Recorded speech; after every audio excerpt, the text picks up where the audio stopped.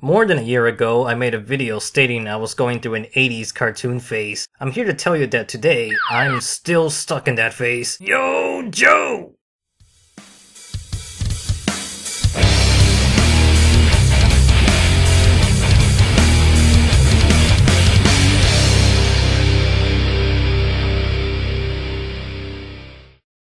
Have you ever seen the opening scene to the G.I. Joe movie? Because you need to. There's so much happening in this introduction battle aboard the Statue of Liberty. This is easily one of Toei Animation's greatest animated achievements. After seeing it, I rewinded it to see it again.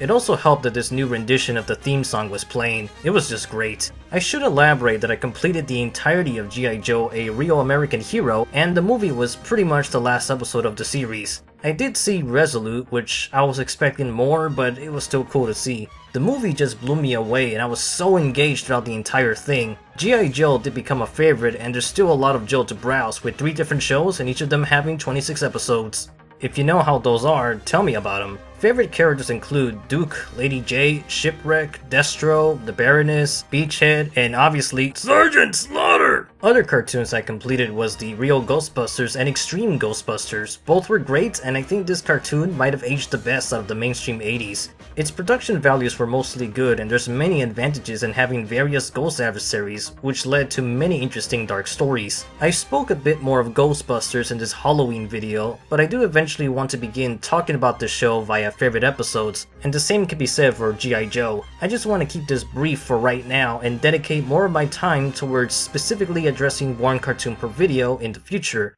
I finished every Ninja Turtle show, even the next mutation. I still don't know which one is my favorite, but I did notice that my favorite turtle was usually Leonardo, except for Rise, which was surprisingly Donatello. Last time, I mentioned that I would start TMNT 2012, and now I can safely say I finished that show and it was really good, except for the final 2 seasons, which certain episodes did frustrate me, but as a whole, it was really exceptional TMNT show for new and old fans. The 87 cartoon made me feel very good with its meta humor, appreciate the cooler designs of 2003, and what about 2018's Rise? I'll save that towards the end. Again, I want to clarify that I want to talk more about Ninja Turtles, but that's for a later video.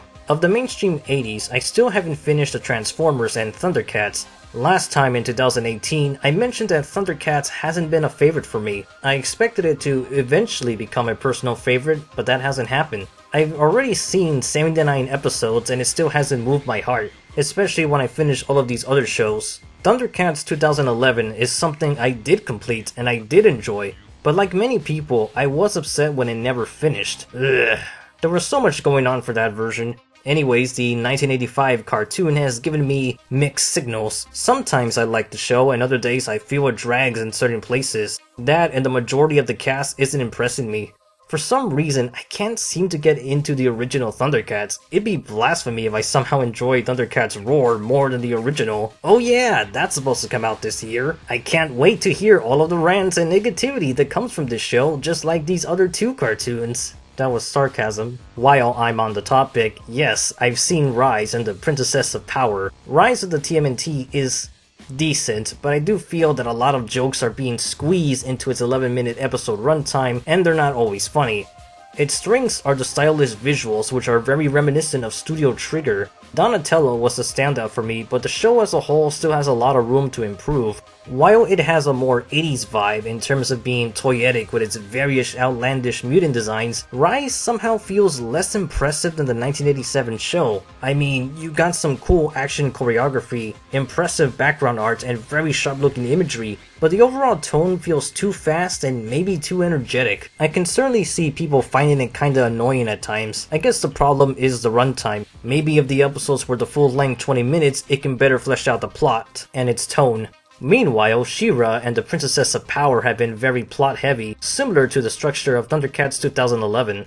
I think this show has the opposite problems of Rise. It has the story and characters right and knows what to do with this new interpretation, but the animation is kinda weak. The lack of shading makes everything look like a how to draw a manga book or one of those French anime. The quality of the imagery really depends on the scene, but there's certainly a laid out plan to move the story for subsequent seasons, and I appreciate a darker tone with the usage of the evil horde, along with the conflict between Adora and Catra. It basically took away the simple good versus evil and made it much more complicated with some historical mystery, betrayals, and possible tension if you read between the lines.